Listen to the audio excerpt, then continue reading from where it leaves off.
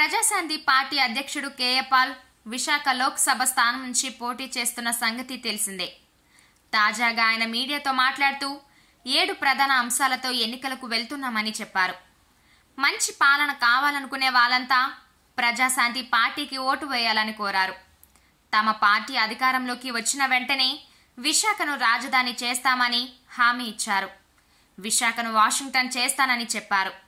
తాను సీఎం అయితే రాష్ట్రానికి ప్రస్తుతం ఉన్న 13 లక్షల కోట్ల అప్పు తీరిపోతుందని అన్నారు. తాను ముఖ్యమంత్రి కావడం కొందరికి ఇష్టం లేదని చెప్పారు.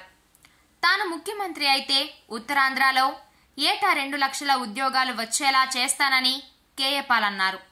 విశాఖను డ్రగ్స్ గంజాయి రహిత నగరంగా మారుస్తానని చెప్పారు.